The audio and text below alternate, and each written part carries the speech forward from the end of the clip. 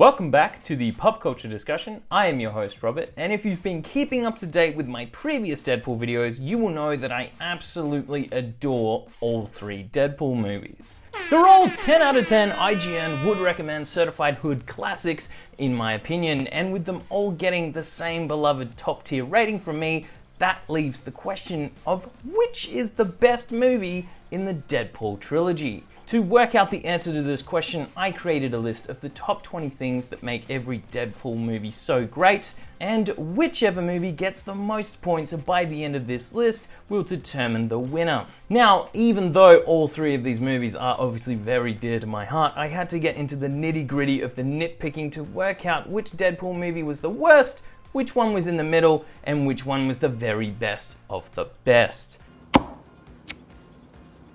Starting off with the main heroes. Now both Deadpool and Deadpool 2 have Deadpool front and center, with other side heroes helping him along the way, like Colossus, Negasonic Teenage Warhead, Domino, Cable, and a few others, but Deadpool and Wolverine literally puts both Deadpool and Wolverine front and center as the main characters throughout the entire movie, absolutely giving them the advantage and stealing this point. Speaking of main heroes, we have the main villains up next. Now, as fun as it is to see Deadpool hunt Francis down in the first film, Francis is easily the most forgettable main villain in this trilogy. He's literally just some bald guy with super strength that tortured Wade and had a cute little sword fight with him at the end of the movie. Cassandra Nova and Mr. Paradox are also great villains in Deadpool and Wolverine, with Cassandra being insanely overpowered and Mr. Paradox creating some insanely high stakes for that movie. But the best villain in the Deadpool trilogy, in my opinion,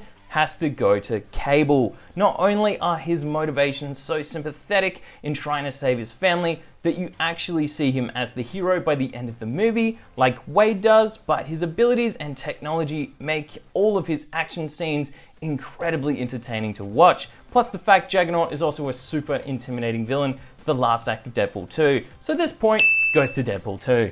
Moving on to the side characters, now the first Deadpool and Deadpool 2 definitely set up some super memorable side characters for Wade to have some incredible chemistry with, like Vanessa, Weasel, Blind Owl, Dopender, Colossus, Negasonic Teenage Warhead, Fire Fist, Domino, Peter, and the rest of X-Force. But Deadpool and Wolverine literally take the side characters to the next level of entertainment with Blade, Gambit, X-23, Electro the Human Torch, and a heap of different Deadpool and Wolverine variants flooding the screen throughout the movie, not to mention all the side villains in that movie as well, so this point easily goes to Deadpool and Wolverine.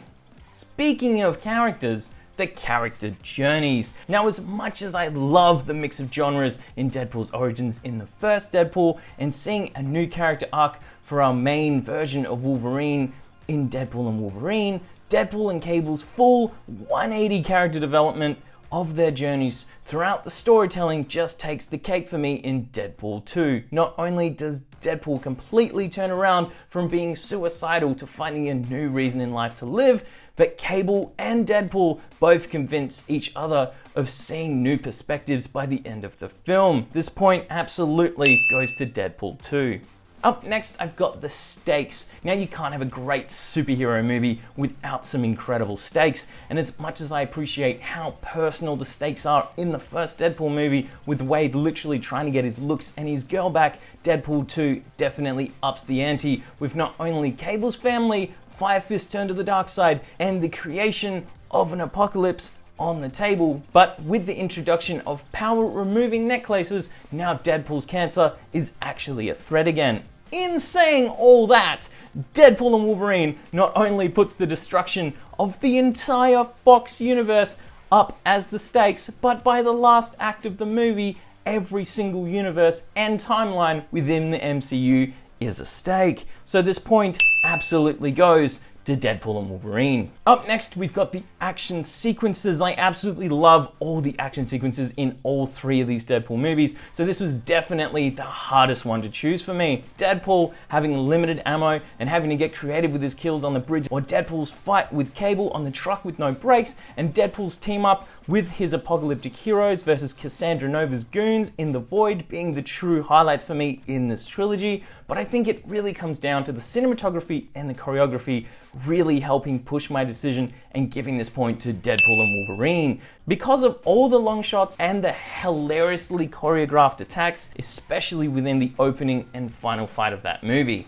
And you can't have an action sequence in a Deadpool movie without my next point, the blood and gore. Now, as fun as the violence gets in Deadpool and Wolverine, with the main two constantly attacking each other throughout the runtime, giving those two characters immediate healing factors definitely took away from a lot of the stakes in the fights. And sure, they were bloody, but the gore was absolutely saved for other characters in the movie who could actually be killed. The first and second Deadpool movies, however, not only get super gory with all the character deaths, but really put Deadpool through an insane amount of injuries that really push his healing factor to the limit. Sure, the first movie has Wade impaled, stabbed in the head, shot up the ass, and lose a hand, but in Deadpool 2, Deadpool is literally ripped in half with all of his blood and guts flying everywhere. This is easily the most violent part in the Deadpool trilogy, so I have to give this point to Deadpool 2. Linked in part to the blood and gore, my next point, the shock value. The Deadpool movies are always pushing the violence, dialogue, and sexual references to the limit when it comes to adult content, but none quite shocked the world more than the original Deadpool. Although obviously it had an adult rating, a lot of people still took their children to see the first Deadpool movie, assuming it was just another X-Men movie, only to get a not so kid-friendly surprise with that entire film. The first Deadpool movie also set the bar for the huge amount of shock value this character could bring to a movie, and although the sequels are still pretty shocking, they didn't quite pass the original standard that had been set. Point to the first Deadpool. Up next, I got the CGI. Now, this is where the real nitpicks come into play, because in all honesty, the CGI is a bit of a mixed bag at times through the entire trilogy, especially when you really analyze certain scenes. The first Deadpool especially has the most obvious CGI when it comes to noticing a real Deadpool or a CGI Deadpool, especially when he's talking or moving in slow motion. And the crew at Disney continued to rush their editing team with some clunky mistakes that are embarrassing to notice if you find them. Deadpool 2, on the other hand, easily looks the smoothest when it comes to the use of CGI. Although you know it's there with certain action sequences and character designs, it's used so well that it never distracts you from the scene. An easy point to Deadpool 2. And here's a change of pace. I have the comedy. Again, all three Deadpool movies are hilarious, and sure, they can be a little cringy at times, but at the end of the day, it really comes down to how often the funniest movie made me laugh. And although Deadpool's chemistry was hilarious with Wolverine and Cable, the original crew of the first movie just landed more jokes for me combined with Wade's charisma and references. The original Deadpool is not only the funniest movie in the trilogy, it's also one of the funniest movies I've ever seen. Point to the first Deadpool. Linked back to back with the comedy, the fourth wall breaks. Deadpool's ability to break the fourth wall really makes him stand out in the best way among other superheroes in the genre. Wade definitely got creative ripping into Disney in Deadpool and Wolverine, and he definitely had a blast connecting Cable to Thanos, but the best fourth wall breaks still come from the first Deadpool movie for me, as they hit at the most random yet appropriate times. Not to mention the best fourth wall break in the whole trilogy is the 16 fourth wall break reference that is made in that movie. Point to the first Deadpool. Side by side with the fourth wall breaks, the pop culture references. No one knows a reference better than Deadpool, having the advantage of living this superhero world yet knowing he's in a movie and being able to reference anything from everything else. As fun as the personal references are in the first Deadpool movie and having the freedom to rip into Disney in Deadpool and Wolverine, the references in Deadpool 2 just landed a lot funnier and smarter for me. Like usual, Deadpool had a reference for every character he interacted with, and giving his intense mood swings throughout that movie, it determined how savagely creative those references and jokes would be. Point to Deadpool 2. Changing gears for this one, we have the heart and emotion. Deadpool's realistic reactions and emotions to his situations where he can't hide behind a joke definitely crafts some fantastic sequences of emotional development and heartfelt honesty. As incredible as the character journeys craft these sequences in Deadpool 2 and Deadpool and Wolverine, especially for Logan in that film, The first Deadpool set up such an adorable relationship between Wade and Vanessa. It was legitimately devastating when it was all lost. And you can really feel what Wade is going through in his search to get her back for the last half of that movie. Point to the first Deadpool.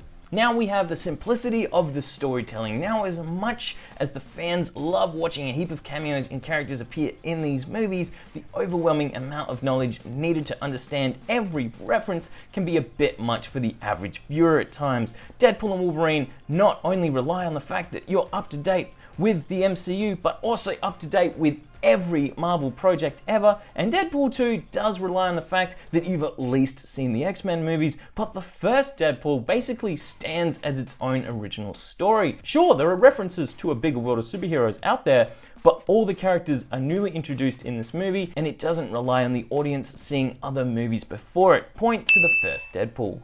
Now, at the opposite end of the spectrum, I've got the world building. Now, as fun as the simple storytelling style of the first Deadpool is, and the time-traveling shenanigans of Deadpool 2, taking the science fiction elements to extremely exciting world-building levels of excellence, the world-building in Deadpool and Wolverine is so much more crazy, creative, and expansive than the first two movies combined. With Deadpool and Wolverine now both in the MCU and having a much larger and complex universe to call home, the amount of world-building added to this movie is insanely entertaining. An easy point for Deadpool and Wolverine. Linked with the world building, we have the love and respect for the comics. Now, this trilogy very clearly not only has huge love and respect for the comics, but also the fans that read them as well. Deadpool and Wolverine, again, having the advantage of being in the MCU and not only the X-Men comics to build from, but now everything from Marvel, and they also found a way to bring back the Blade comics into the mix. Again, a bit of an unfair advantage, but this point goes to Deadpool and Wolverine. Up next, we've got the use of genres. Although the main genre Deadpool focuses on is clearly the superhero genre, a big part of what makes these movies so special and aimed at a larger audience is the multiple uses of genres. One movie in the trilogy in particular does this the best, with its obvious tonal and genre switches, almost giving separate scenes to different types of audience members, and that is the first Deadpool movie. Not only does this movie work its way through an action, crime, romantic, comedy, horror, superhero quest film style of storytelling, but the fourth wall-breaking narration of Deadpool himself lets audiences know exactly when the genre is changing up. Deadpool 2 did this style of storytelling a little less, and then Deadpool and Wolverine did it a little less again, so this point very easily goes to the first Deadpool movie. And now we have the pacing. As excellent as the storytelling is in the first Deadpool movie, the non-linear style of presentation can slightly mess with the pacing,